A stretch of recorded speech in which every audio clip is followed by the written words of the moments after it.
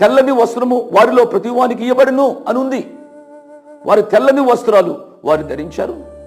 వారు ఒక రకమైన ప్రార్థన చేస్తున్నారు. వారు ప్రార్థన చేస్తున్నారు అనగా వారికి నోరుండాలి. వారు ఇతరులను చూస్తూ ఉన్నారు. వారు తెల్లని వస్త్రాలు ధరించారు అనగా వారికి శరీరం ఉండాలి. ప్రియులారా, దయచేసి ఒక సత్యాన్ని గమనించాలి. ఎప్పుడైతే మనం మరణిస్తామో, మరణించిన వెంటనే శరీరం ఇక్కడ మిగిలిపోతుంది. ఆత్మ తాను దయచేసిన దేవుని దగ్గరికి వెళుతుంది అని మనం చూచాం కదూ.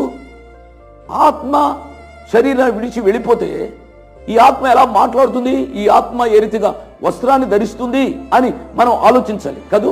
ఈ మాటలు మనం ఆలోచిస్తున్నప్పుడు యేసు ప్రభు వారు చెప్పిన ఒక ఉపమానం పైకి మన మనస్సు వెళ్ళాలి. లూకాసు వార్త 16వ అధ్యాయం 19వ వచనంలో యేసు ప్రభు వారు ధనవంతుడు లాజరు యొక్క ఉపమానం చెప్పారు కదూ.